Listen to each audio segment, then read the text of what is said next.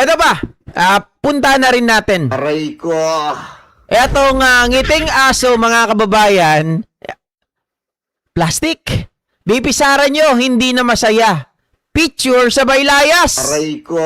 Well, mga kababayan, napadaan lang ito sa aking Facebook page. Kaya ito po ay aking ipipresenta. Tingnan nyo naman kapag hindi ka na masaya. Tingnan nyo naman kapag ang tao ay napipilitan lang at parang nandidiri sa'yo, mga kababayan, at nagpapaka-plastic lang. Ito po yon. Ay, grabe naman yan. Bakit nagluding-luding?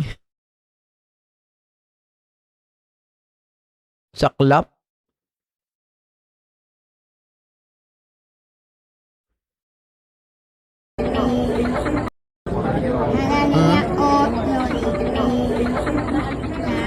Tingnan nyo, parang diring-dire.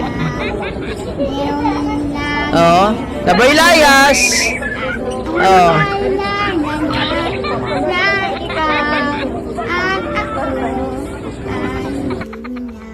Grabe ano mga kababayan.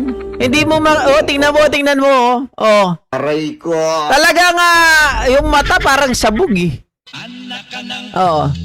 Sabi ni Sir Tony, tama ka GP, magkaiba ang ombudsman dahil ang subject nila ay sampa ng kaso ang mga opisyal ng gobyerno at yung sinampa ng mga congressman at 18 marites ang kanilang kinasuhan dahil sinira ang credibility or kredibilidad. Tama po. Salamat Sir Tony.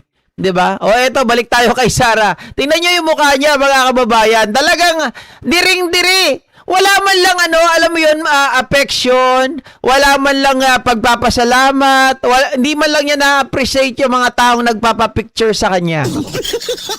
Wala na. Hirap gumalaw ng ganito.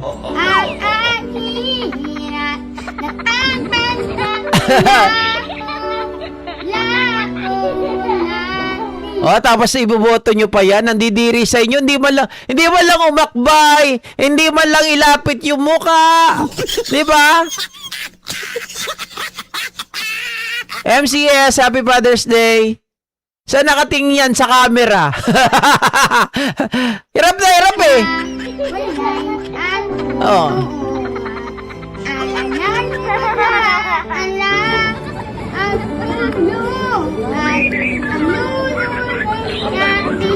Pilit na pilit yung ngiti. Grabe. Uy mga DDS, hindi nyo ba napapansin yan? Kakaawa naman kayo. Yung iniidolo ninyo, hindi man lang kayo makamayan. Di ba?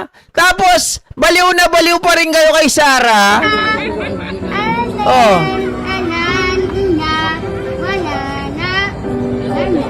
Biruin nyo mga kababayan, yung kamay niya nakahalukip-kip. Kaganyan lang. Parang, alam mo yun, parang may naamoy kang mabaho something, kaya ayaw mo nang lumapit. Di ba? Diring-diri. Aray ko. Oh. Hindi ka, parang birang isang politician, tinitingala ka ng mga tao. Sabi mo, mataas ang survey, mataas ang trust rating. Pero dapat mga ka-GP Natics, di ba? Tayo nga eh. Ako nga hindi politiko eh. Pero kapag nakikipagkita, pero lang sa medyo sa yung iba kasi na babae, kapag nakipagkita sa akin, syempre hindi pa yan eh, 'di ba? Pero yung iba yung mayakap, nakikipagbeso, ganon. Pero mga kababae, ito politiko eh. Aray ko. Wala man lang kaamor-amor. 'Di ba? Hirap na hirap. Ayaw talaga eh.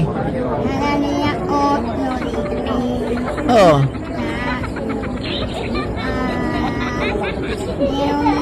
Oh?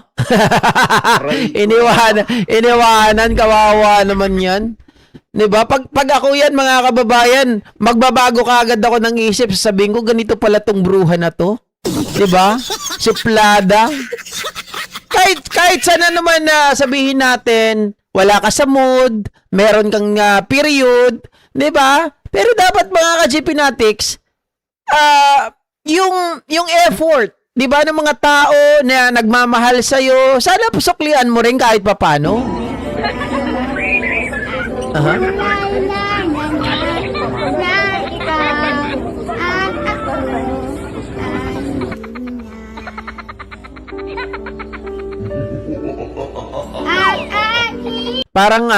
Parang sinasabi niya pa dun sa tinitingnan niya, bakit kasi pinalapit mo itong mga to? Aray ko. Ayaw ko magpa-picture. Di ba? Ang babaho. Sabi niya siguro.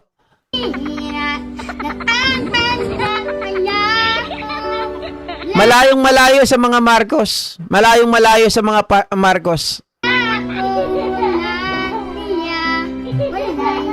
O si PBBM, niyayakap niya yung mga tao, di ba? Ganon, mga kababayan. Pero si Sarah, wala.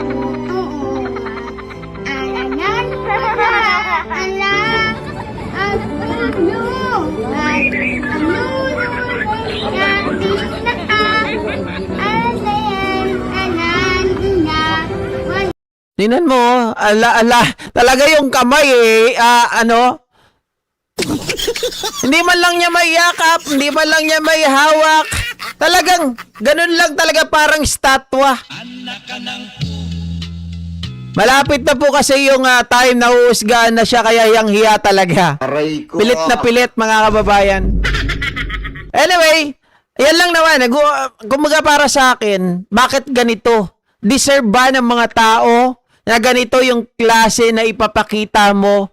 Lalong-lalo na alam natin yung mga tao na yan ay nagmamahal sa kanya dahil di naman magpapapicture yan kung hindi siya love ng mga yan, di ba? Aray ko. Sana suklian man lang kahit papano. Oh, pero wala eh. Hindi natin talaga makita yung sincerity. Hindi natin makita mga kababayan na talagang siya ay nanggaling sa hirap. Kasi kapag ganito, kapag ikaw ay nanggaling sa hirap, na ikaw ay parang nasa laylayan, you belong sa kanila mga kababayan, makikita mo yung affection, makikita mo na talagang sabik na sabik ka rin sa mga tao. Pero ito, walang pagkasabik. Okay? So ayan mga ka-GPnatics, maraming salamat po muli sa inyong lahat Sa mapagpalang umaga, happy blessed Sunday and happy Father's Day po sa lahat ng mga tatay, sa lahat ng mga natay dyan, mga kababayan, sa mga nanay na nagtataguyod sa kanilang mga anak dahil ang kanilang mga tatay or ang kanilang mga asawa ay sa makabilang bahay na. Aray ko. Happy Father's Day po. Bye guys, see you!